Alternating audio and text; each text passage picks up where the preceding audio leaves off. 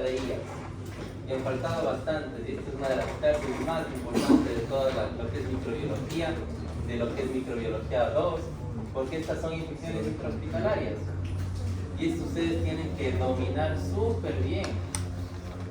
Qué lástima que han faltado, porque es bien importante.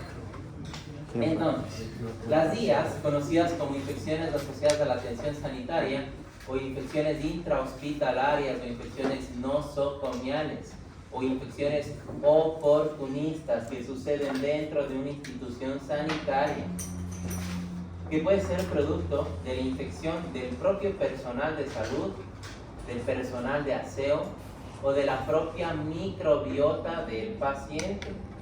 Recuerden que todos nosotros tenemos microbiota, y esas bacterias que se encuentran en nuestra cavidad bucal, en la piel, generan fácilmente una infección oportunista si hay una puerta de entrada. Si el paciente, por ejemplo, tiene una abrasión, tiene un corte, y si es que tiene sus primeras líneas de defensa dañadas, alteradas, como la mucosa, como la piel, ¿sí? Ahí es muy fácil que ingresen estas bacterias, ¿no? Entonces, hoy vamos a comenzar, y la próxima clase hablaremos de enterobacterias, o conocidas como bacilos gram negativos, ¿sí? Vamos a hablar acerca de los bacilos gram negativos, que se dividen en los que fermentan lactosa y los que no fermentan lactosa. Recuerden que los que fermentan lactosa es Escherichia coli, Klebsiella, Cinetobacter, Enterobacter, Serratia, Helicobacter pylori, que ya lo vimos. ¿Se acuerdan que era esa bacteria en forma de espiral? El Vibrio de igual forma ya lo vimos, y la Serratia. Mientras que las que no fermentan lactosa tenemos el Proteus, Aeromonas, Salmonella, Shigella, Yersinia, que estas tres más van a ser infecciones gastrointestinales, la Legionella pneumófila, la Pseudomonas aeruginosa y la Stenotrophomonas maltófila, ¿sí? Entonces, estas enterobacterias, entero viene del propio nombre intestino, forman parte de la microbiota del intestino de todas las personas, y se dividen en los que fermentan lactosa y no fermentan lactosa. Ya hablaremos de las infecciones que generan gastroenteritis, ¿no? Y ahí tenemos Escherichia coli, que la E. coli es conocida como la diarrea del viajero, ¿sí? Y tenemos un montón de serotipos o cepas de E. coli, como Escherichia coli enterotóxica, enterohemorrágica, enteroagregativa, enteroinvasiva y enteropatogénica, ¿sí? Esas son las Escherichia coli. La Klebsiella, hay Klebsiella pneumoniae y Klebsiella psittacia, ¿sí? Recuerden que la E. coli genera infecciones gastrointestinales, pero también es la primera causa de una infección a las vías urinarias, al tracto urinario. Y si no se trata a tiempo esa infección al tracto urinario, ¿qué pasa?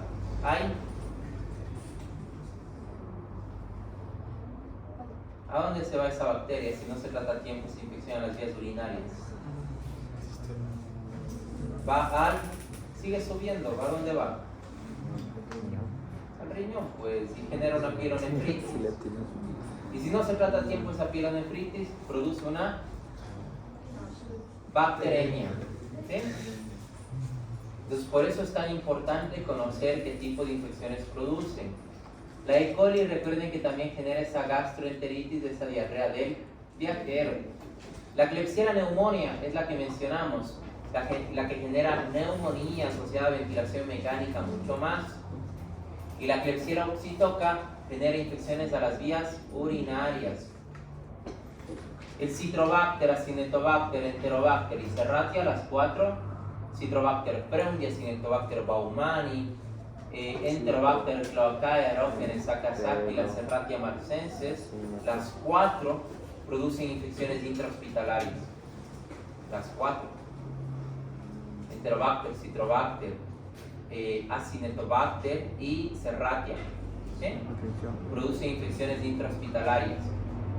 Helicobacter pylori ya lo vimos, gastritis, úlceras, cáncer, y Vibrio, una gastroenteritis, ¿no?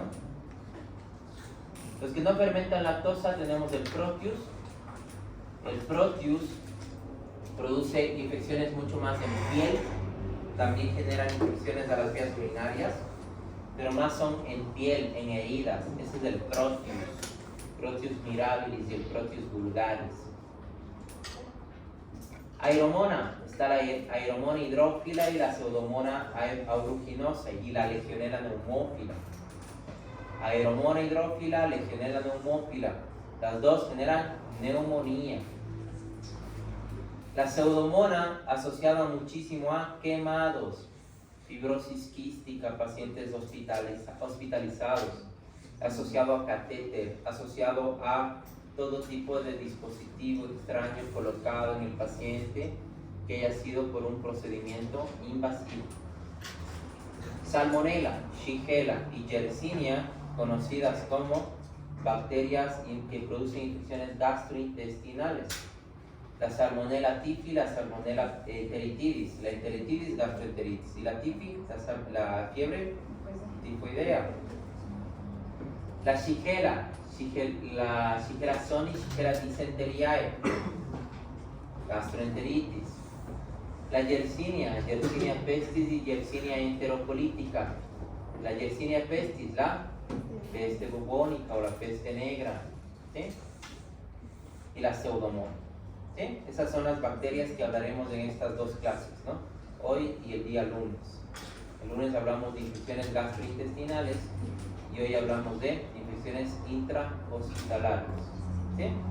Entonces hoy vamos a abarcar todo lo que es Klebsiella, Serratia, Citrobacter, Acinetobacter, Enterobacter, Proteus y Pseudomonas.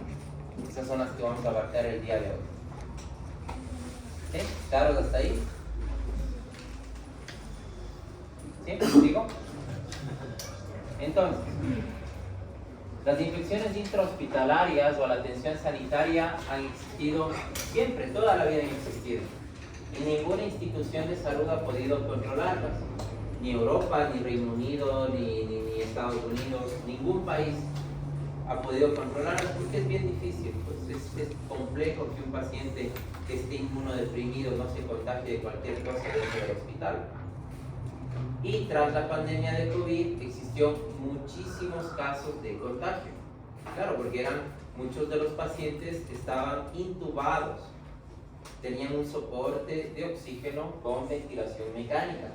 Y ese es un tipo de procedimiento invasivo que cuando se le va colocando al paciente va dañando la mucosa y por ende entran bacterias oportunistas.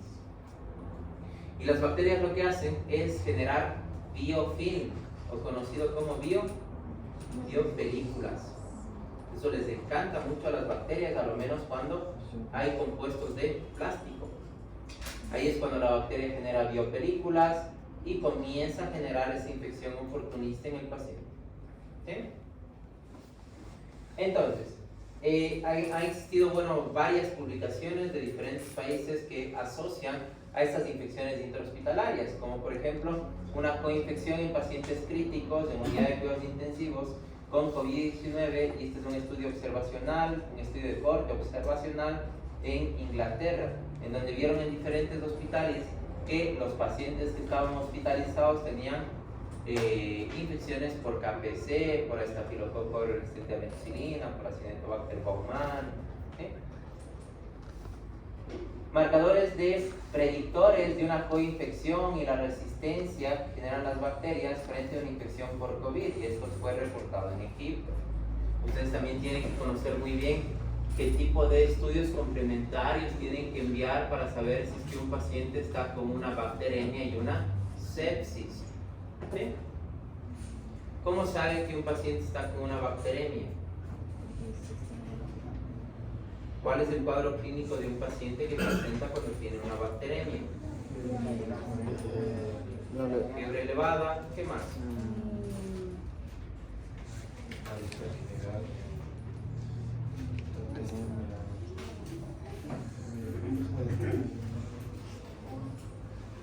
¿Usen dónde?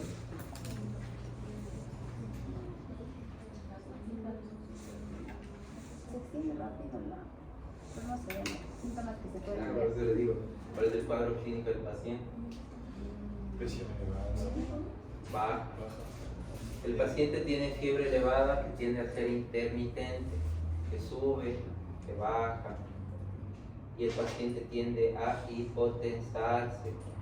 Ese es un cuadro específico de un paciente que está haciendo bacteremia. ¿Qué tienes que hacer ahí en ese momento? ¿Qué pruebas tienes que hacer para saber qué tipo de infección tiene el paciente? ¿De dónde? ¿Qué decimos? Ya les digo, tiene bacteremia. ¿De dónde va a ser la muestra? Sangre. Sangre, pues, ¿qué vas a mandar?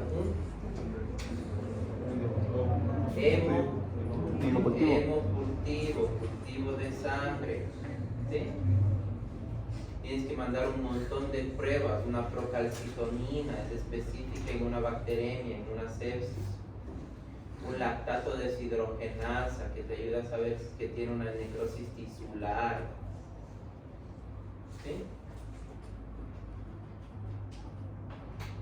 Puedes mandar marcadores de coagulación porque el paciente puede hacer trombos.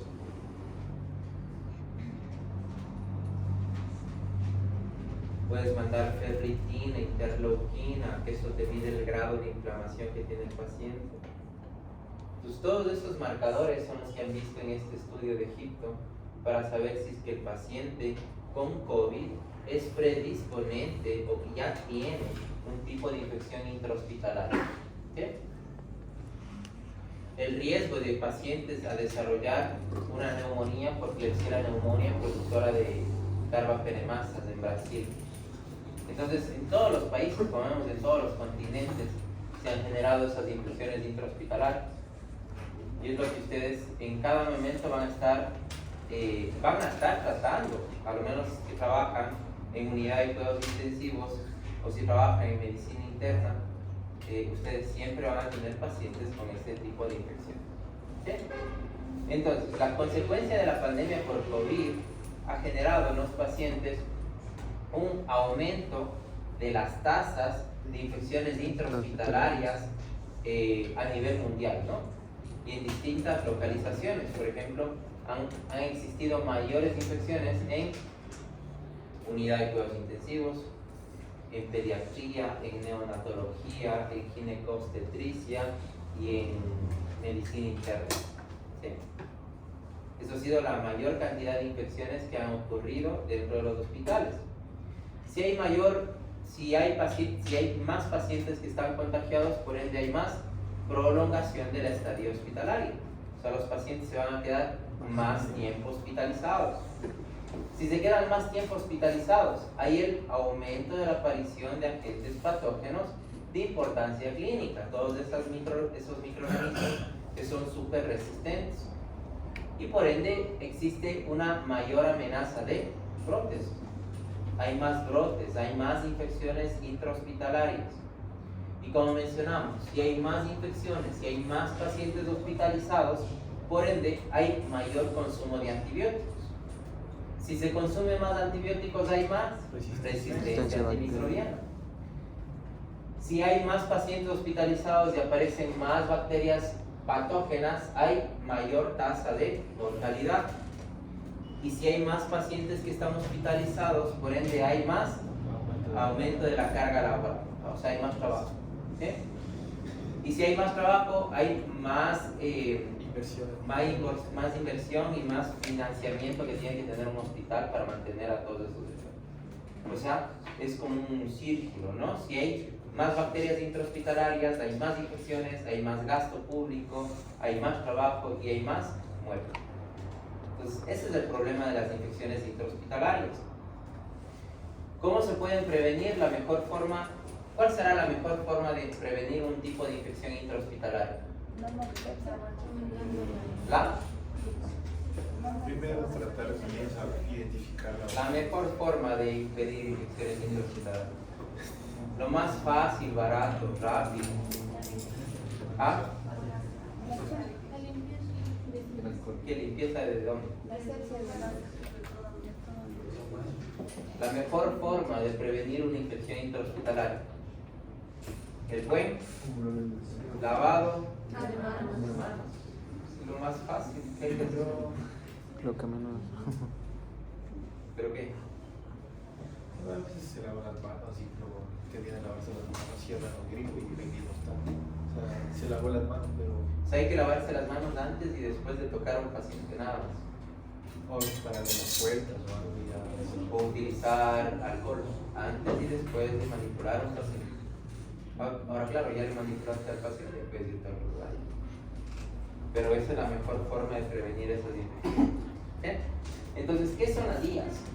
Según la Organización Mundial de la Salud, las DIAs son infecciones que se presentan en un paciente que esté internado en un hospital o que ha recibido atención en otro establecimiento de atención en salud, en quien la infección no se había manifestado ni estaba en un periodo de incubación en el momento de la internación, y comprende las infecciones contraídas dentro de un hospital, pero que se presentan después del alta hospitalaria, y también las infecciones ocupacionales del personal del establecimiento. ¿Qué quiere decir esto? Son infecciones que ocurren dentro de un hospital o que un paciente es referido de otro hospital a mi hospital y él ya llegó con esa infección, solo que el periodo de incubación todavía estaba limitado y el paciente no presentaba todavía síntomas. Son infecciones que ocurren del propio paciente o que ocurre por parte del personal del establecimiento, médicos, enfermeras, personal de salud y el propio personal de aseo, de limpieza, que puede estar contaminando superficies y que puede estar generando esas bacterias biofilm. ¿Sí? Esas son las infecciones intrahospitalarias. ¿Claros hasta ahí? ¿Y en dónde más ocurre? Ocurre mucho más en unidad de cuidados intensivos, en UCI. En UCI de adultos, en UCI a nivel pediátrico y en neonatología.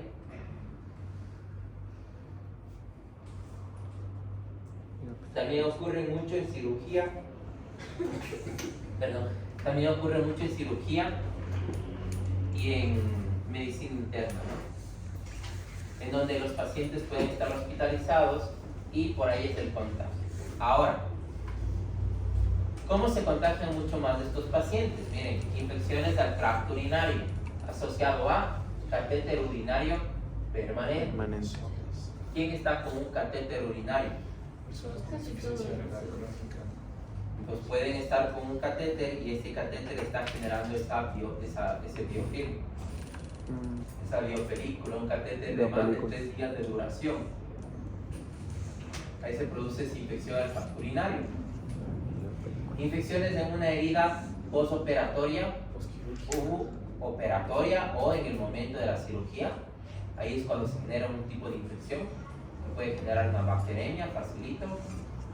O postquirúrgica, si el paciente tiene un corte, una abrasión, ahí es cuando más se va a contagiar el paciente.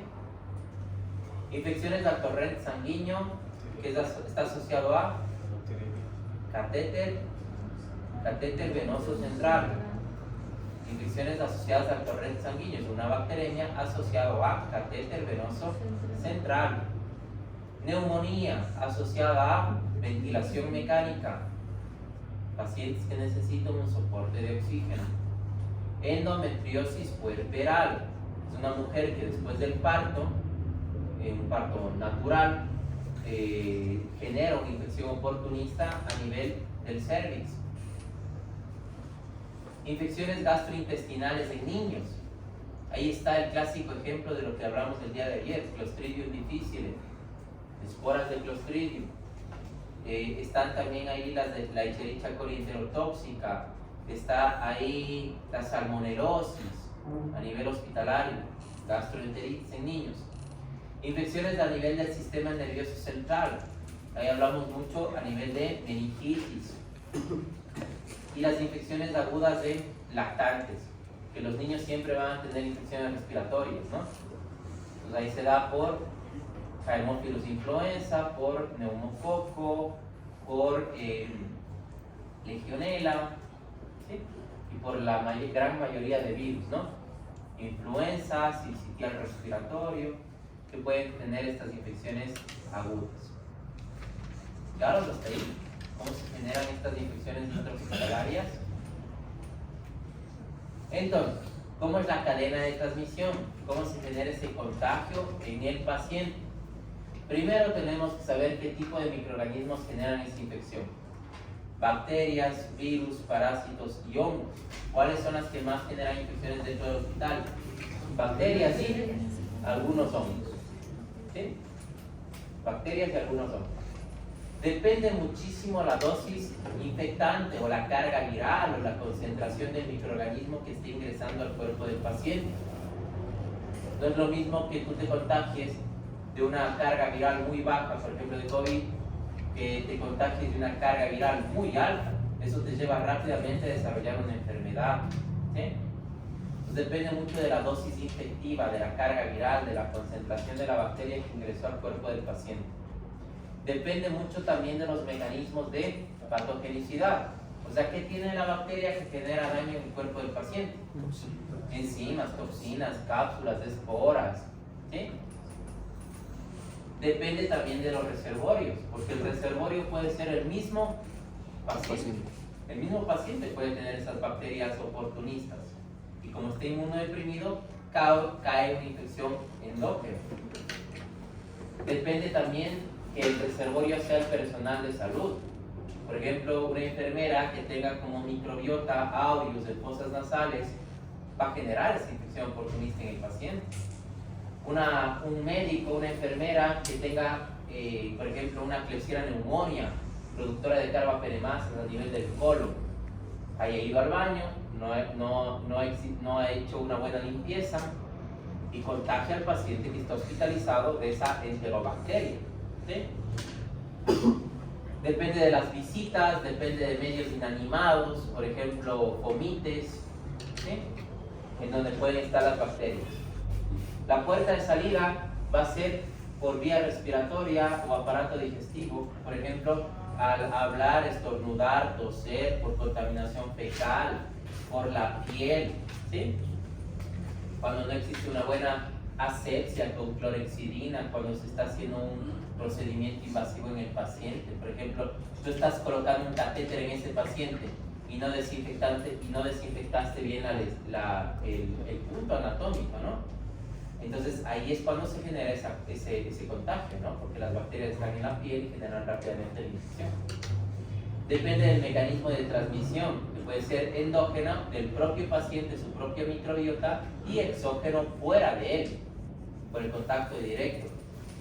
O puede ser por microgotitas, flush o aerosoles que pueden proliferar en el medio ambiente. Y la puerta de entrada pues puede ser vía aérea, aparato digestivo, lesiones, heridas y el instrumental que no está estéril. ¿Sí? Y obviamente depende mucho del paciente que está hospitalizado, porque es un paciente que está inmunodeprimido, y mucho más si es un paciente que tiene antecedentes o patologías de base previa. ¿Sí? Entonces ellos obviamente van a ser mucho más susceptibles a infecciones oportunistas. ¿Cuáles son los factores de riesgo para generar estas infecciones intrahospitalarias? Depende mucho de la producción de biofilm. Esto es un biofilm. Lo que las bacterias hacen es quorum sensing. El quorum sensing es un tipo de llamado bioquímico que las bacterias tienden a hacer para agruparse en una pared de peptidoglicano y de esa forma aislarse en compuestos de plástico, en catéteres. ¿Sí? Entonces ahí es fácil que generen una infección oportunista. Depende también del factor del paciente, que se le haya realizado una buena limpieza, que se haya realizado un buen aseo de las superficies y, lo más importante, de la higiene de manos. Y por parte de los factores de atención, de la contaminación del paciente, de la contaminación de la superficie y de la contaminación de las manos del propio personal de salud. Lo más importante para manipular a un paciente sería siempre cambiarse de bata, ¿no? Utilizar una bata para un tipo de paciente, utilizar unos guantes para un tipo de paciente. Pero no hay, pues, cada rato no hay muchas batas, no puedes estarte cambiando cada rato de guantes para estar manipulando a un paciente que está hospitalizado.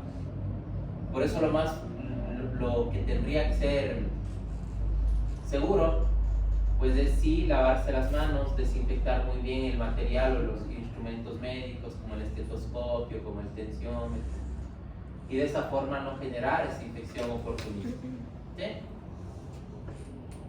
Los reportes de las infecciones intrahospitalarias a nivel del Ministerio de Salud Pública de estas infecciones intrahospitalarias han sido mucho más en unidad de cuidados intensivos, como lo vemos acá, en adultos y en pediátricos, y en cuidados intermedios, ¿no? Son donde más se generan infecciones intrahospitalarias.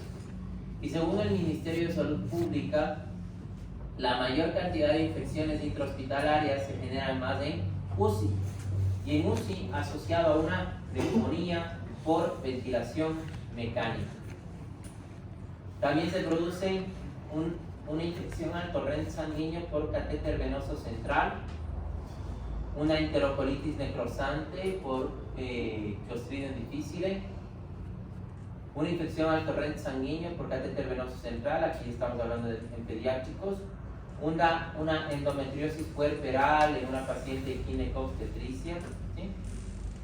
Y todo tipo de infección, miren, en partes blandas, una osteomielitis, por ejemplo, por aureus, son la mayor cantidad de infecciones.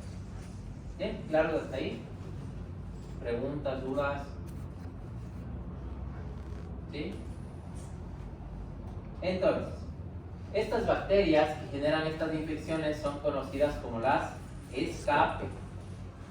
Escape como el Enterococcus faecium, S de Staphylococcus aureus, K de Klebsiella pneumoniae, A de Acinetobacter baumannii, P de Pseudomonas aeruginosa y E de Enterobacter. Recuerden que también hay las bacterias que son fastidiosas, E. coli, Proteus, Apnea, Morganella morgani, Stenotrophomonas maltophilia, Serratia, Burkholderia cepacia. Son bacterias superpatógenas que generan las infecciones intrahospitalarias. Y esas bacterias, pues, generan o tienen genes de resistencia a los antibióticos. Como mencionamos, o bien en su plásmido bacteriano o bien en su cromosoma. Y los tipos de genes de resistencia, por ejemplo, aquí tenemos la KPC. ¿Quién era la KPC? La Klebsiella pneumoniae, productora de carbapenemasas. Las BLE, ¿qué eran las BLE? Beta-lactamasas de espectro extendido. Las beta-lactamasas de espectro extendido. La CTXM, que es la resistencia a la cefoxitin. Las BAM-B, que es resistencia a la vancomicina. Las IMP, que es resistencia al imipene. La CMCR1, que es resistencia a la colistin.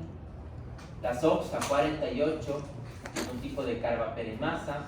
Las nueva-deri metalo-beta-lactamasas. Las verona-integron metalo-beta-lactamasas, que son tipos de carbapenemasas. La CFR, que es resistencia al cloramfenicol. Y las MEC-A, que es resistencia a la meticilina. Son genes de resistencia que tienen las bacterias. Y miren en donde más se ha visto muchísimo más la Klebsiella pneumoniae, que se ha aislado mucho más en la región costa y en la región sierra. Se ve que también en la región sierra hay mucho más proliferación de bacterias que son resistentes a beta-lactamasas. ¿Sí? Entonces eso es importante porque tenemos que saber cómo tratar a esos pacientes. Si te cae a ti un paciente que está hospitalizado en UCI, que está con una ventilación mecánica, y te cae a un paciente con KPC, ¿con qué le tratas? Si tienes a un paciente con un Acinetobacter baumannii, ¿con qué le tratas? Colistina, cefalosporina, coles. Si tienes a un paciente con un Proteus productor de beta-lactamasas, ¿con qué le tratas?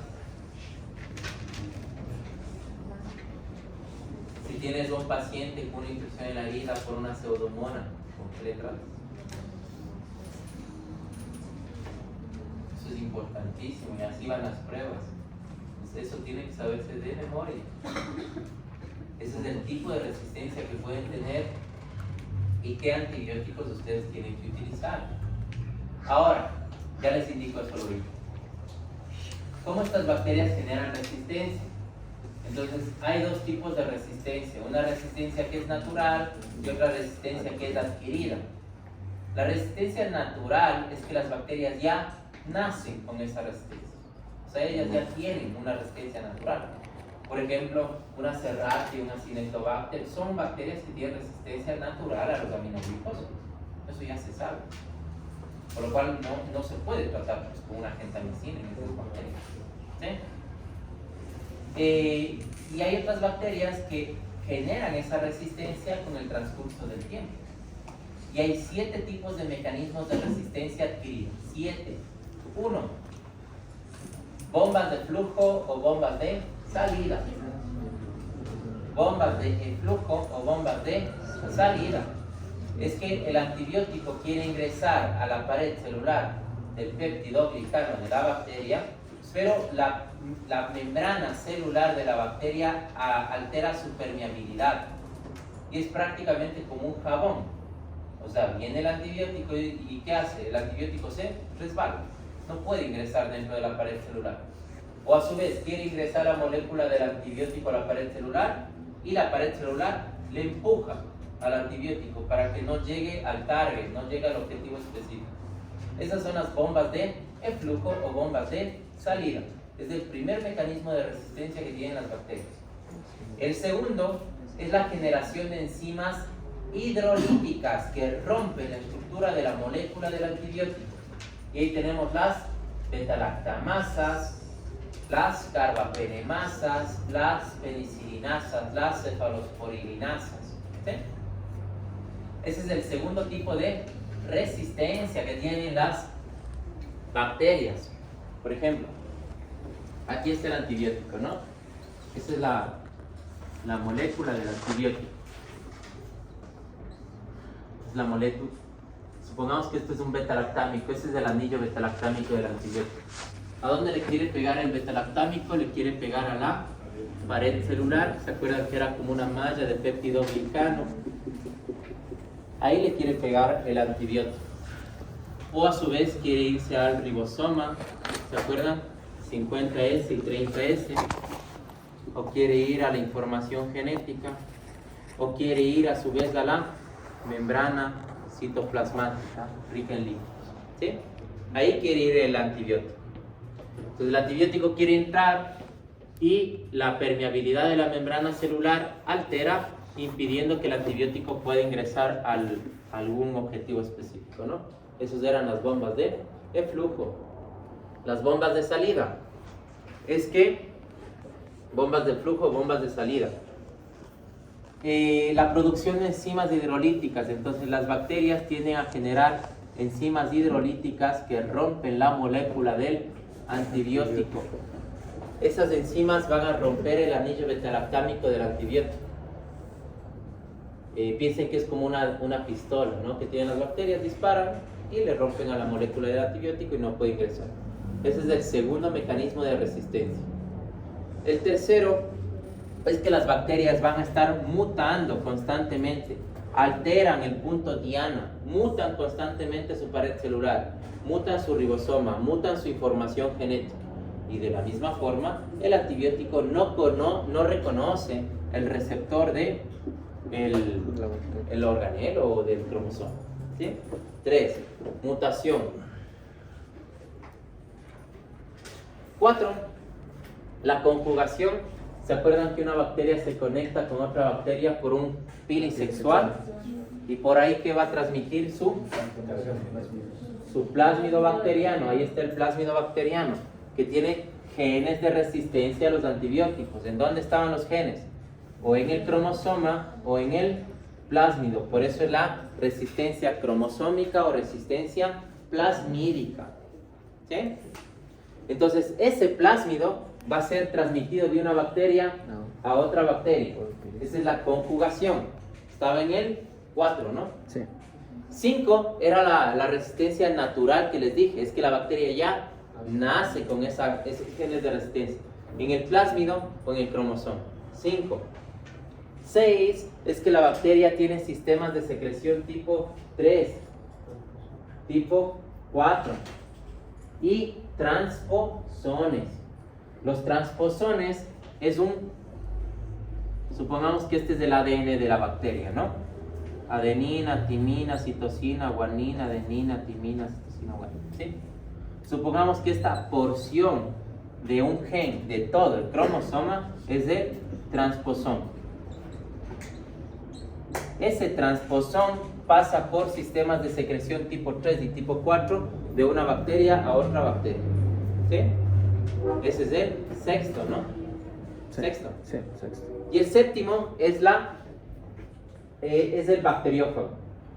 Este es un bacteriófago, este es un fago, este es un virus que come bacterias. Lo que hace el bacteriófago es como una inyección, si se lo quiere decir así. Absorbe, como que inyecta, mire, inyecta, absorbe la información genética y va hacia otra bacteria e inyecta esa información genética. Esos son los 7 tipos de mecanismos de resistencia que generan las bacterias. ¿Sí? 1.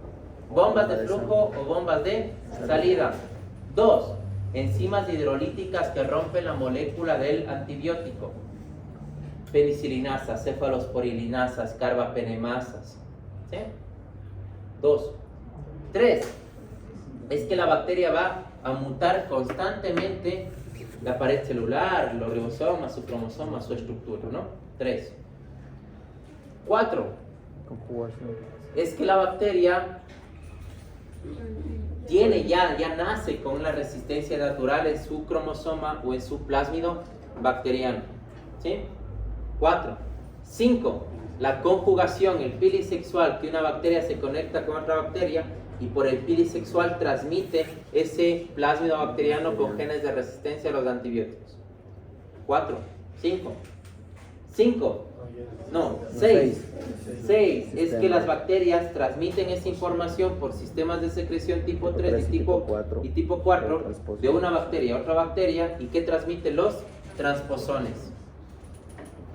Y 7, bacteriófagos que asimilan una información genética y que llevan a otra bacteria esa misma información genética. Esos son los tipos de resistencia antimicrobiana que tiene una bacteria. 7, ¿no? ¿Claros hasta ahí? ¿Y cuándo se genera resistencia a los antibióticos? ¿Cuándo una bacteria hace eso? Cuando consumimos antibióticos De amplio espectro. Mala prescripción de antibióticos. Porque una persona está A largo tomando tiempo. antibióticos sin necesidad, por ejemplo, tiene una infección viral. Ahí las bacterias tienden a hacerse resistentes. Cuando comemos alimentos, a lo menos pasa mucho ahorita en las avícolas. En las avícolas utilizan antibióticos como mecanismo de engorde para las aves, para que se engorden, ¿sí? Les ponen ahí mismo en la comida. Entonces ahí tienden a engordarse. Entonces las aves, la carne de estos animales, tienen esas moléculas de resistencia y esos microorganismos de resistencia. Otro tipo de resistencia es de los mismos hospitales. De los hospitales pues se elimina el agua residual y obviamente pues en las heces fecales se eliminan bacterias que son súper resistentes. Otro tipo de resistencia es que una persona está tomando antibióticos y no cumple el régimen del tratamiento. Por ejemplo, eso pasa mucho en los niños y eso pasa mucho en las mamás que no saben administrar los antibióticos. Se le manda, por ejemplo, amoxicilina durante una semana o 10 días, 3 veces al día, dependiendo, ¿no?, su tipo de infección. Pero supongamos que la mamá le da solo 2 días y el niño ya se curó, ya se siente bien. Entonces, ¿para qué le va a dar el resto de los antibióticos, no? Entonces, ese es el problema. Hay que administrar toda la dosis del fármaco. Porque ¿qué hacen las bacterias? Claro que las bacterias comienzan a morir y otras comienzan a estar lastimadas, a estar dañadas, y ellas tienden a regenerarse. Y cuando se regeneran más fuertes y ahí es cuando van a mutar. Cuando se consumen antibióticos vencidos o con una fecha de caducidad ya vencida, ahí se generan resistencia a los antibióticos. Y cuando se administran antibióticos sin necesidad. Y ese es el problema también de algunos médicos que administran antibióticos porque sí. Y es de ganas. ¿Para qué vas a administrar un antibiótico si el paciente tiene una infección viral? ¿Para qué vas a administrar un antibiótico si es una infección que se puede curar por la propia respuesta inmunitaria del paciente? ¿Sí? Entonces, ese es el problema del uso descontrolado de los antibióticos, y por eso es que les mencioné que se tiene que hacer PROA. ¿Y qué es PROA? Programa de optimización de fármacos. Programa de optimización de fármacos antimicrobianos. Es lo que vamos a ver al final, ¿sí? Entonces, ¿cuándo se generan más infecciones intrahospitalarias? Infecciones asociadas a catéter urinario permanente. El paciente, al estar con un catéter urinario permanente por más de 2-3 días desde su instalación, existe mucha más probabilidad de que ese catéter esté contaminado o que genere biofilm, ¿sí? Y la mayor cantidad de bacterias que van a generar son enterobacterias. E. coli, Klebsiella, Proteus, Pseudomonas, que pueden ser bacterias que produzcan beta-lactamasas, o pueden ser algunos cocos gram positivos que sean resistentes como el enterococo, ¿sí? Entonces, infecciones asociadas al tracto urinario asociado a catéter venoso, catéter urinario permanente. Este es un paciente que tiene un catéter urinario permanente por más de 2 días desde su instalación al momento del inicio de los síntomas o hasta 24 horas post retiro. O sea, que al paciente le hayan colocado un catéter y que esté 2 días con el mismo catéter, ahí es cuando se genera esa infección oportunista. El paciente, ¿con qué va a comenzar? Tiene que tener al menos uno o dos signos característicos de esta enfermedad. Fiebre igual o mayor a 38 grados centígrados de axilar. O sea, el paciente que tiene una infección intrahospitalaria comienza con fiebre, siempre, fiebre. Va a tener tenesmo vesical, va a tener incontinencia urinaria, va a acumular mucha orina, va a tener un dolor suprapúbico o costoventral, va a tener un dolor a nivel del abdomen, va a tener una urgencia miccional y el tenesmo, o sea, quiere orinar, pero no le sale. Va a tener colaquiuria, o sea, la orina se ve de color media blanquecina. ¿Por qué? Porque hay neutrófilos. Por eso se ve media blanquecina, está inflamada, hay muchas proteínas en esa orina, por eso hay colaquiuria y disuria. Tiene ardor, tiene dolor. Y cualquier tipo de otro síntoma que es un síntoma neurológico en un paciente adulto mayor, porque los adultos mayores se presentan de forma diferente. Va a tener hipoactividad, va a tener delirio, va a tener un cambio del estado mental y escalofríos. ¿Sí? Si tú tienes a un paciente que esté normal, que esté hospitalizado, pero que le hayan colocado un catéter, y si ese paciente comienza a hacer fiebre de gana, comienza ese paciente a tener una orina blanquecina, comienza a tener un dolor a nivel del abdomen y a nivel del pubis, eso es una infección oportunista y eso está asociado al catéter urinario. ¿Sí? ¿Qué tienes que hacer ahí? Tienes que mandar al laboratorio a hacer un hemo, un examen elemental y microscópico de orina, y hacer un cultivo de orina. ¿Cómo es? Un urocultivo. Un cultivo de orina tienes que mandar a hacer. En el hemo, en el examen elemental y microscópico de orina, te van a decir que hay más de 10 leucocitos por campo.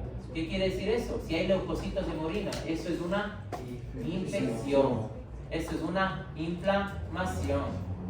No tiene que ver con leucocitos en orina. ¿Cuándo se activaban los neutrófilos? Cuando hay procesos infecciosos. Hay leucocitos en orina. Va a existir placas de pus, o sea, si tú coges una orina de un paciente y le colocas en un tubo y centrifugas, va a acumularse en el fondo el sedimento y se va a ver blanco. Y esa es la acumulación de células blancas, muertas, son biocitos muertos. ¿Sí? Y ahí está, presencia de biocitos. En el urocultivo te van a demostrar que sí existen más de 100.000 unidades formadoras de colonia por mililitro de orina. Eso quiere decir que sí ha crecido una bacteria. ¿Qué tipo de bacteria puede ser? Una enterobacteria que sea resistente a los carbapenémicos, una bacteria que sea resistente o productora de beta-lactamasas, o algún tipo de coco gram positivo como el saprofítico, como el estafilococo saprofítico, como el Streptococcus galactiae o como el enterococo, que son 3 tipos de cocos gram positivos que también generan esa infección intrahospitalaria, ¿no? Claros con esta infección asociada a catéter urinario permanente. Entonces, una consulta, en ese tipo de examen que usted dice, ¿ellos cuando le mandan a recoger en el galón de agua y le hacen? No, ese es proteinuria 24 horas. Ese es el 24 horas. Ese es en el galón de agua, ¿no? Que orinen todo el día, durante 24 horas, solo ahí tienen que orinar. Entonces esa orina se mide la concentración de proteínas, nada más. Si hay mucha cantidad de proteínas, ¿qué está pasando ahí?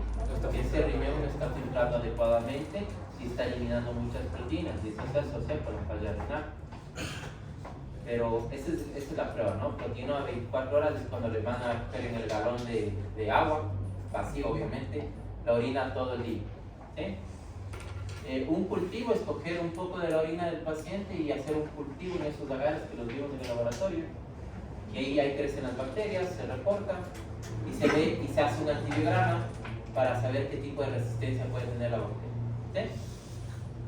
¿Preguntas, dudas?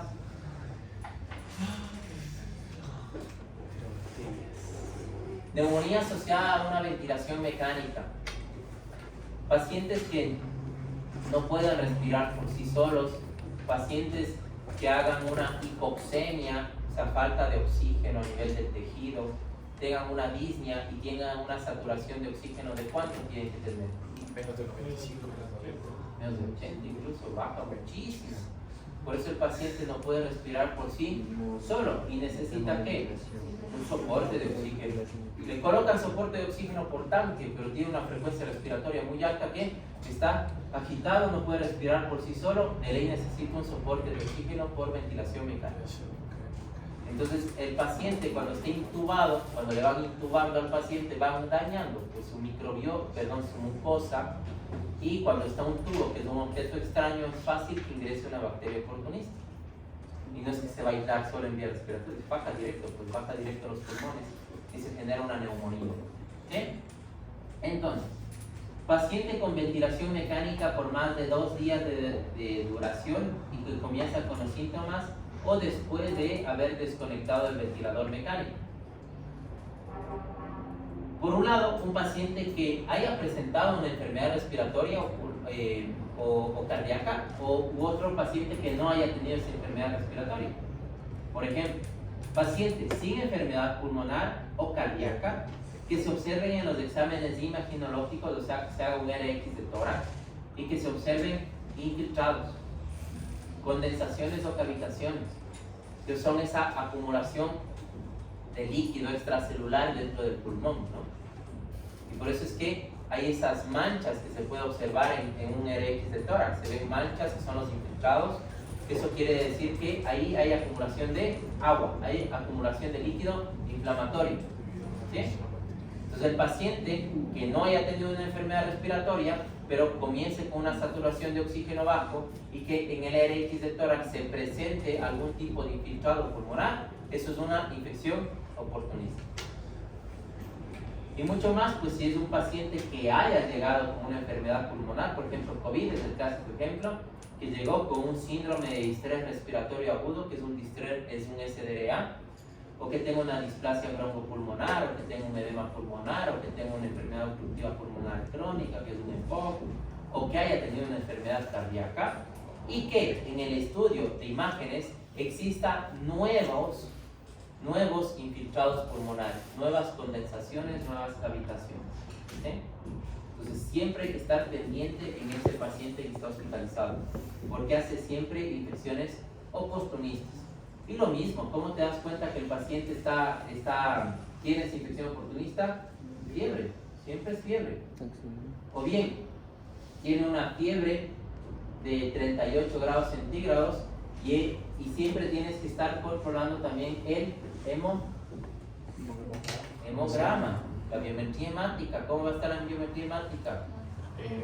O bien alta o bien baja. Por lo general, alta y bien alta, ¿no? ¿Cuánto era el contagio de leucocitos en sangre? De 5.000 a 10.000. Si tú ves a un paciente con 14.000, con 15.000 glóbulos blancos, eso quiere decir que tiene una infección oportunistas. O bien hace una leucocitosis o bien hace una leucopenia menor a 4000. ¿Sí? ¿Cuál ha sido ese tipo de contagio? Por un lado, por el trauma al momento de introducir esa ventilación mecánica y por ende inflamación a nivel del tracto respiratorio y una colonización oportunista. Una ventilación mecánica que ha interrumpido los mecanismos de defensa, o sea, la mucosa, como mencionamos. O una vía de aspiración orofaringea o gastroesofágica, cuando están haciendo un aspirado. Ahí tiende a generarse muchas microgotitas que se contaminan con microbiota y ahí el microorganismo comienza a proliferar a nivel pulmonar. Ese es otro problema que se da normalmente cuando se hacen aspirados de los pacientes. Ahí se contagian de infecciones de oportunistas. O por una inoculación directa por un aspirado de las secreciones, o la aparición tal vez de aerosoles, de microgotitas en el ambiente hospitalario que contaminen fácilmente al paciente que esté intubado. ¿Sí? ¿Cuál es la mayor representante que genera estas infecciones? Es la Klebsiella. La Klebsiella pneumoniae productora de carbapenemasas. Otra bacteria que siempre genera una infección asociada a ventilación mecánica es de la Cinetobacter baumannii y la Pseudomonas aeruginosa. Pero de ahí también puede ser aureus, enterococo, resistente al banco, resistente a la methicilina, o algún tipo de bacilo gram negativo que sea productor de beta-lactamases. ¿Sí? ¿Claro hasta ahí? Esto es ventilación mecánica. Esto es catéter venoso central.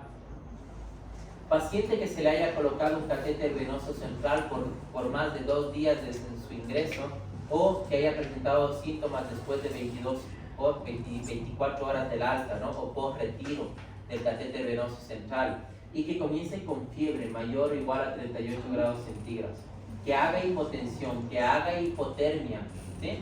Que baje la temperatura, que baje la presión arterial y que tenga taquicardia o bradicardia. Este es un paciente que hace una endocarditis o hace una bacteremia producto del catéter venoso central.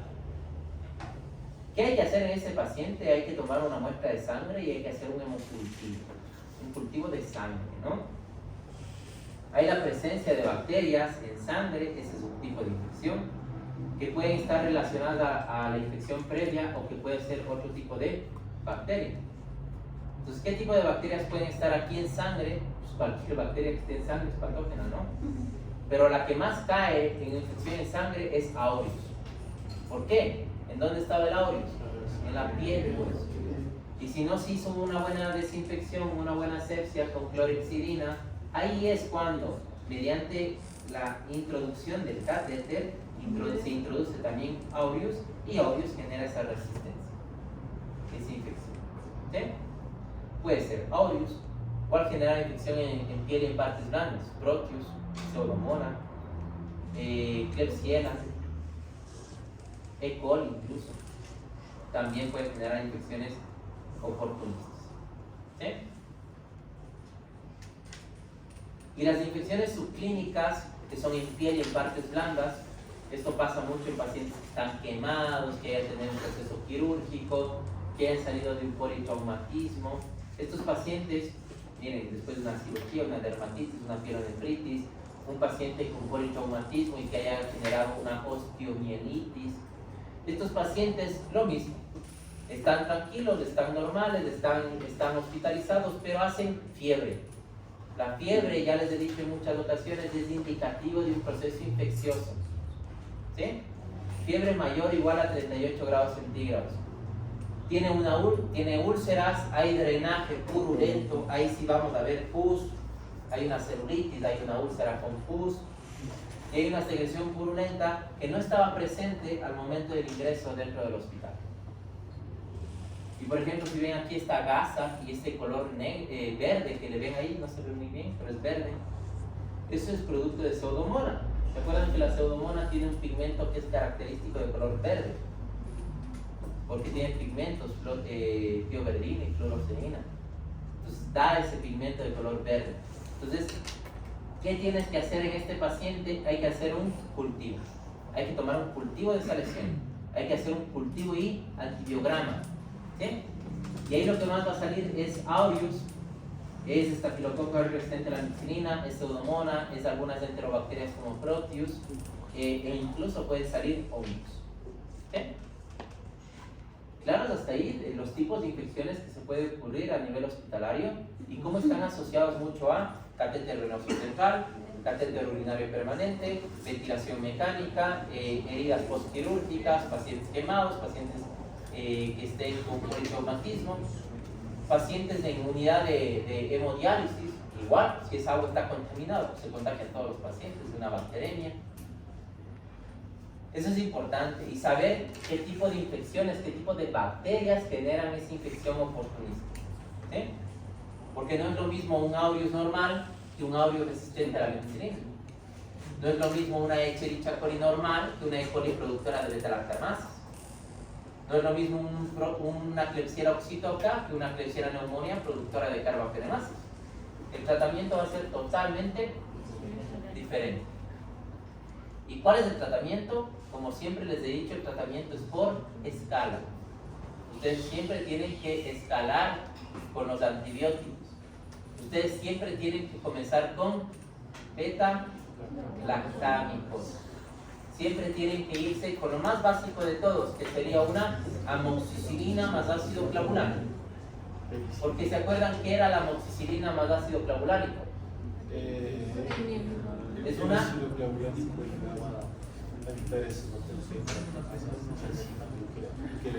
¿Qué es una amoxicilina y qué es el ácido clavulánico? Una amoxicilina es una aminopenicilina y el ácido clavulánico es un inhibidor de beta-lactamases. Si tú le metes a un paciente una amoxicilina más clavulánico, le puede pegar a una productora de veneno. Dices desde la misma teoría que lo dice, ¿no? Le puede pegar porque eso se ve in vitro. Y eso in vivo también va a pasar igual. ¿Sí? Entonces ustedes siempre comienzan con beta-lactámicos, con penicilinas. Utilicen siempre cefalosporinas. Las cefalosporinas son excelentes y a lo menos tienen un amplio espectro. Van para gram positivos, van para gram negativos. Pueden utilizar macrólidos, ya lo he dicho mucho, macrólidos de infecciones respiratorias. Pueden utilizar aminoglucósidos, glicosamidos. Pero cuando hay bacterias súper resistentes, ya tienen que irse a quinolonas, tienen que irse a carbapenémicos, tienen que irse a poliximidas, tienen que ya combinar dos tipos de fármacos, combinar una penicilina con una gentamicina. Entonces ahí mejoran el espectro ustedes, ahí le pegan más rápido a la bacteria. ¿Sí? Entonces, en este cuadro, este es el manual de Wellington, que se utiliza en unidades de cuidados intensivos. Esta línea es la que divide aquí entre entre gram positivos y gram negativos. Aquí están los anaerobios, los de verde, los que están de color verde. Los de azul son los cocos. Aquí están de rojo, están los cocos y los bacilos. Si tú tienes a un aureus resistente a la meticilina, si tú tienes a un aureus resistente a la meticilina, no sirve pues ninguna penicilina, no sirve. O sea, estás perdiendo el tiempo de metiendo una penicilina, metiendo una cefalosporina, porque si es un aureus resistente a la meticilina, es resistente a los beta-lactámicos. Por lo cual, te tienes que ir con una clindamicina, captomicina, linezolid, trimetoprim sulfa, tigecyclina de amplio espectro, ¿sí? Vancomicina, porque eso sirve para gram positivos resistentes. ¿Sí? Pero, si tuvieras un aureus que es sensible a la meticilina, lo que primerito vas a comenzar, por eso está en primer lugar, amoxicilina más ácido clavulánico. De ahí te puedes ir con una clindamicina, una rifampicina, una linezolid, una vancomicina, una teicoplanina, una clotrimoxazol, que es una trimetoprim sulfa, una gentamicina, una moxifloxacina y cefalosporinas, cefuroxima, ceftriaxona, cefepime, ticarciclina, piperacilina mastazobactam, ¿se acuerdan? La piperacilina mastazo, pictazo. El meropenem, el imipenem, el ertapenem y la tigecyclina. Y miren cómo le ponen siempre al final el meropenem, el ertapenem, que son carbapenémicos. Miren cómo le ponen al final la tigecyclina, que es una tetraciclina de amplio espectro. ¿Sí? Miren cómo le ponen casi al final a la cefepime, que era la cefalosporina de cuarta generación. ¿Sí? Si tú tienes una bacteria que es un enterococo fecalis faecium, lo que primerito tienes que comenzar es con, miren, penicilina, amoxicilina más ácido clavulario. Si no le pega, ahí sí ya te vas con una clindamicina, fosfomicina, linezolid, dactomicina, vancomicina, hasta llegar a piperacilina mastazo y algunos carbapenémicos como imipenem o meropenem. Si tú tienes a un estreptococo, por ejemplo un estreptococo neumonía, tú comienzas siempre con penicilinas. Puedes ir con una amoxicilina más clavulánico, puedes ir con una clinda, puedes ir con un linezolid, con una banco, puedes ir con una clotrimoxazol. Pero si es que ya no funcionan estos, ahí sí ya te irías con un carbapenémico, una quinolona, una fluoroquinolona, una tetraciclina de amplio espectro. ¿Okay? ¿Cuáles se veían muy bien para anaerobios? Ahí está, metronidazol, vancomicina, clotrimoxazol, moxifloxacina. Sirven para algunos anaerobios. ¿Quién era anaerobio? Clostridium. Clostridium era anaerobio, ¿no? Bacteroides frágiles es anaerobio. Fusobacterium es anaerobio. ¿Eh? Si tienes a una Neisseria meningitidis, ¿cómo se trataba al meningococo? Penicilina G y cefalosporina. Por eso miren cómo se comienza con penicilina, amoxicilina, y acá están las cefalosporinas, cefuroxime, ceftriaxona, cefepime. Si tú tienes un Haemophilus influenza, miren con qué tienes que comenzar: amoxicilina clavulánico. Y luego ya te vas a otro tipo de antibióticos que vayan muy bien a nivel respiratorio, como puede ser clotrimoxazol, cefalosporinas de tercera, de cuarta, carbapenémicos. Pero si tienes, por ejemplo, miren una pseudomona, mira, la pseudomona no vale darle unas penicilinas. ¿Por qué? Porque tiene resistencia natural. Por eso es que aquí no le ponen a ningún antibiótico. ¿Sí ve? La pseudomona tiene resistencia natural y por eso hay antibióticos que son antiseudomónicos. ¿Y quién es antiseudomónico? Cefalosporinas de tercera, como ceftriaxona, como ceftazidima, es la piperacilina mastazobactam y es la quinopristina dalfopristina. Esos son excelentes antiseudomónicos. ¿Sí? La quinopristina y dalfopristina también es para el faecium, ¿verdad? ¿Sí? Por eso resistentes a vancomicina. Sí, clotrimoxazol sirve más. O linezolid, por ejemplo. Es más para gram positivos. ¿Por qué creen que aquí solo está banco, linezolid y daptomicina? ¿Por qué tienen un espectro solo para gram positivos? ¿Por qué acá no le ponen vancomicina en ninguno de estos? Porque la banco solo sirve para gram positivos. ¿Sí? La clindamicina, el linezolid solo sirve para gram positivos. ¿Por qué creen que al clotrimoxazol se le pone tanto para gram positivos pero para gram negativos? Porque tiene un amplio espectro.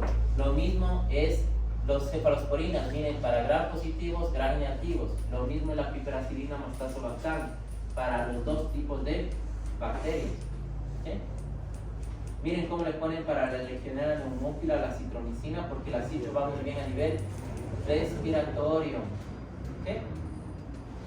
Y ese es el tratamiento que ustedes tienen que administrar. Y como lo vemos, el tratamiento es por escalas. Entonces no pueden saltarse los pasos. Eso es PROA. Eso es un programa de optimización de fármacos antimicrobianos.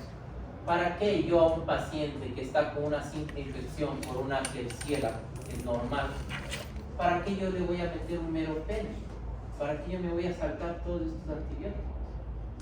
Si esa simple Klebsiella yo le pegaba con una amoxicilina más cloburánico y ya estaba. De gana yo le meto un carbapenémico. ¿Qué pasa cuando se le mete un carbapenémico a un paciente? Hace nefrotoxicidad, hace más resistencia, pasa más días en cama y lo peor de todo, ¿qué le cuesta? Pues en el bolsillo un carbapenémico es carísimo y no hay en la farmacia del hospital. Al pobre familiar él tiene que ir a comprar en otra farmacia y compra por ampollas y cada ampolla cuesta unos $40 y hay que meterle 3 ampollas al día. Hagan cuenta, pues, le sale carísimo. ¿Para qué? Sí, con una amoxicilina más cloburánico ya le pegaba. Eso es proa. Y eso es lo que hay que entender muy bien. ¿Qué tipo de antibióticos hay que utilizar para un tipo de infección? ¿Y cómo sabes tú eso? Mediante un antibiograma. Tú tienes que mandar cultivo y antibiograma. ¿Sí? Cultivo del aspirado traqueal, cultivo del lavado bronquioalveolar, cultivo de esa herida, cultivo de ese absceso, urocultivo de esa orina, hemocultivo de esa sangre, cultivo del líquido cefalorraquídeo del paciente si presumes de una meningitis. Siempre tienes que enviar cultivo y antibiograma. Eso tienes que saber en microbiología. Cultivo y antibiograma. El cultivo que te permite saber el género y la especie de la bacteria. Y el antibiograma te permite saber qué tipo de antibióticos tú tienes que utilizar y cuál es la dosis que tienes que utilizar. Por eso es tan importante el antibiograma. Supongamos, tienes a un paciente que está hospitalizado y se le hace un aspirado traqueal. En el aspirado traqueal te demuestran que es una Klebsiella pneumonia, ¿sí?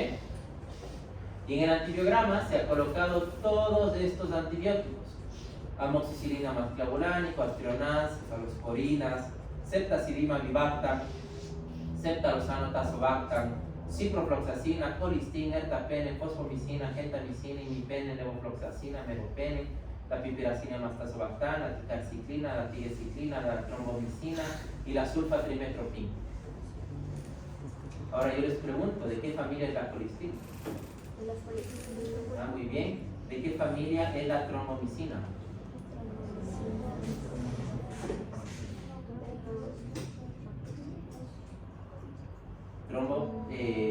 Tobramicina, perdón.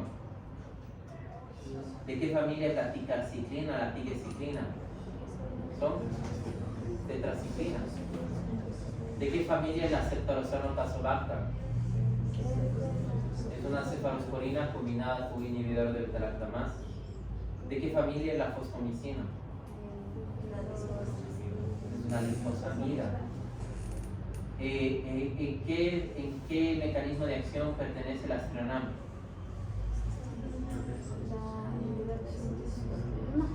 Inhibidor de pared celular. Es un monobactámico. Por eso es importante que sepan las familias. Por eso es importante que sepan la clasificación de antibióticos. ¿Por qué? Eso es lo que tienen que saber. Tienen que saber interpretar un antibiograma. Tienen que saber cuándo es sensible y cuándo es resistente. Si tú tienes todo esto, miren, sensible, resistente, resistente, intermedio, resistente, resistente, resistente, ese es de sensible, eres de resistente. Si tú tienes un paciente que tiene una infección respiratoria por una Klebsiella pneumonia o un aspirado traqueal, ¿con qué le tratas al paciente? Con estos fármacos, dependiendo de estos fármacos. ¿Con cuál le tratas? Con los menos invasivos. ¿Con cuál le tratas? Ya, pero sensible está amicacina, está ceftazidima bivactam, está ceftaloxano tazobactam, está ertapenen, está imipenen, está meropenen, está tigesiclina. ¿Con cuál le tratas? Por escala.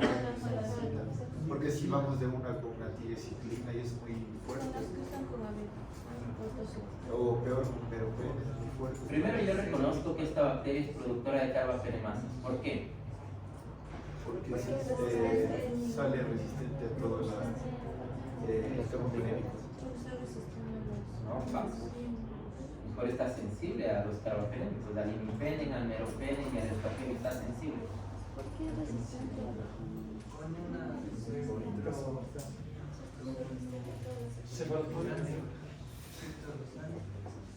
Yo tendría que tratar con una cefalosporina.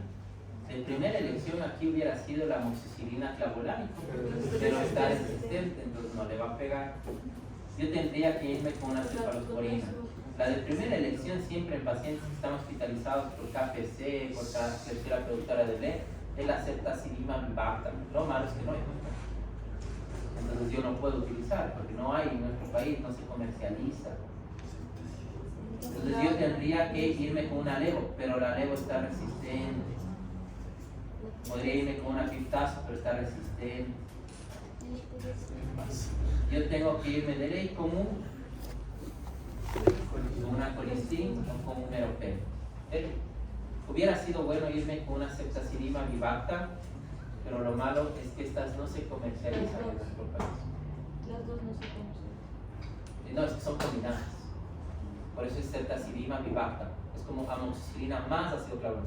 O sea, pero Ceftazidima las dos- más las avivax. dos- cefalosporinas. Sí, las dos son cefalosporinas, tanto la ceftazidima como la ceftazosano tazobactam. Pero las dos no se venden, no se comercializan. No se comercializan. O si hay en ciertas farmacias, mucho más hay en Quito, y es caro, y es difícil de conseguirlo, y ese es el problema. Entonces, pese a que esté intermedio la colistin le puede pegar a la Klebsiella, pero eso sí, la dosificación del fármaco tiene que ser muy bien controlada según el peso del paciente y según el tipo de infección, porque la colistin genera efectos nefrotóxicos. Y en este caso, que también se identifica una Klebsiella pneumoniae en un lavado bronquialveolar, ¿con cuál sería el tratamiento? Esta sí es una KPC. Miren, es todo resistente. No se ve, no se ve, sí. Ah, no se ve. Solo ve los números. Igual sería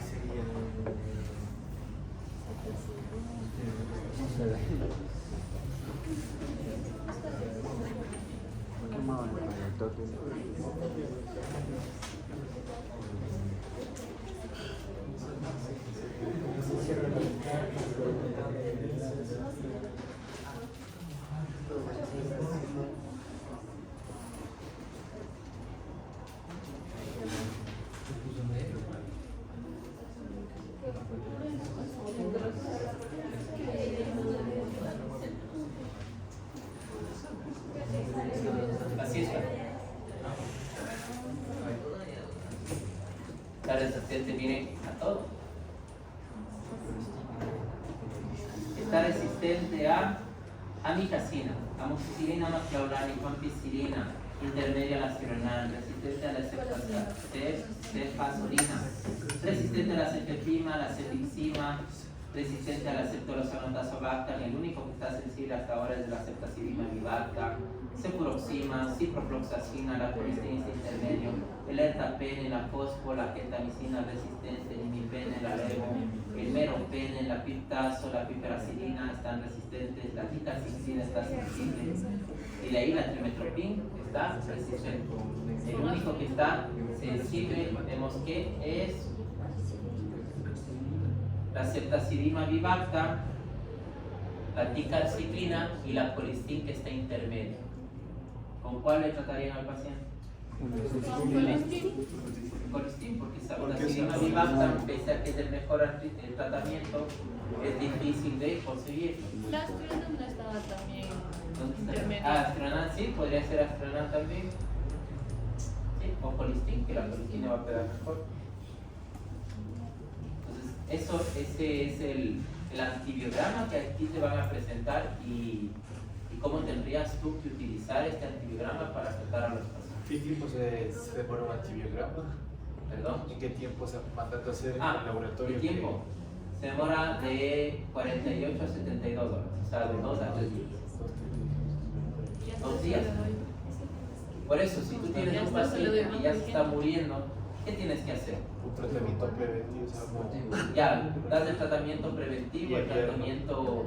Esa que se le prueba que daba banco, si es que es a nivel. un gramo. Pues, Lo más básico que tienes que hacer en este paciente, primero es saber cuál es el cuadro clínico. Tú presumes de una infección oportuna, pero tienes que mandar a hacer un gran. Un gran, ya les he dicho, no se demora ni media hora. ¿Un gran de dónde? Del aspirado facial, por ejemplo. Coges del aspirado facial del paciente, mandas al laboratorio y digan, hágame un cultivo y un antibiograma, pero necesito de urgencia un gran. De urgencia te hacen en una hora, tú ya tienes el resultado y te dicen, es un bacilo gran negativo. Ya está. Tú ya sabes que es un bacilo gran negativo que está generando esa infección en vía respiratoria. Lo más probable que sea es Klebsiella pneumonia, Acinetobacter, puede ser un Proteus, puede ser una Pseudomonas. O sea, tienes las 4 opciones, porque es lo que sabes. Para las 4 opciones tú tienes que tratar de manera empírica, sin saber si le va a pegar o no le va a pegar. Pero si tú tienes a un paciente en UCI, no le vas a meter pues una penicilina, no le vas a meter un macrólido, un acitromicina, porque no le va a pegar por nada. Tú ya tienes que irte con un antibiótico de amplio espectro. ¿Con cuál querías? Es que es positivo con varios. No, ya les digo que es un bacilo gran negativo. Tú tienes que irte con una cefalosporina de tercera, de cuarta generación, una ceftriaxona. Tienes que irte con una colistina, tienes que irte con un carbapenémico, a ver qué pasa. Los primeros días del paciente va bien, evoluciona bien, y al tercer día o al segundo día te dan el antibiograma. Y ahí te dan esto, lo que estamos viendo. Y te dicen, tú le has tratado, por ejemplo, con ertapenem, ¿no? ¿Dónde está ahí está, ertapenem. Te dice que está sensible. Bien, o sea, le trataste bien al paciente. Pero es un antibiótico muy fuerte. Y supongamos que en el antibiograma también te dice que está sensible a la amoxicilina macrobálica. Déjala estar viendo con el carbapenémico 4 o 5 días. Tú puedes cambiar.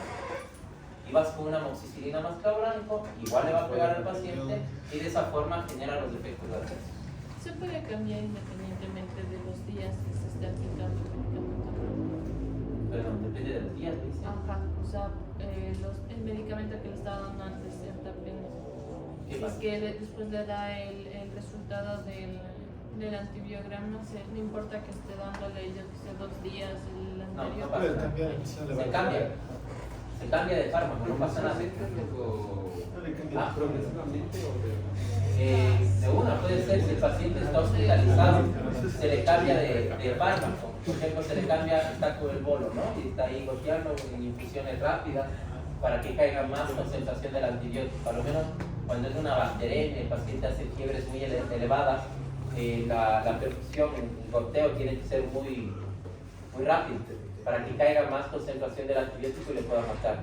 Pero si tú estás viendo que el paciente está haciendo una insuficiencia renal aguda, porque en la muestra de orina te dijeron que hay proteínas, hay muchas proteínas en esa orina, eso quiere decir que el paciente ya está haciendo una insuficiencia renal. Entonces, ¿qué le está generando insuficiencia renal? El mismo tratamiento que le estás administrando. Entonces, tienes que cambiar. ¿Sí?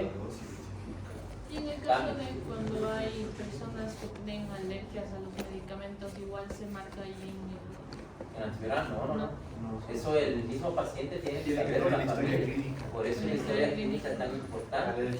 Si tú tienes a un paciente de entrada, y eso el padre debe saber, tienes un paciente de emergencia, cualquier persona que esté ahí, alérgico a algo, no, lo que sea. Si es alérgico a algo, ahí sí te cambia de fármaco. Es que se chocan si es que no hay se algunas sabe. personas que no saben cómo se la ponen. Ahí tienes que cambiar, hay que ver cómo evoluciona el paciente. Por eso las primeras horas son críticas para ese paciente. Si es que le pega bien el fármaco, en cuestión de 2 horas baja la fiebre así. Rapidito. Si no le pega el fármaco, mejor sube la fiebre. Entonces el fármaco no está haciendo su efecto normal. ¿Sí? ¿Claro hasta ahí? ¿Preguntas, dudas?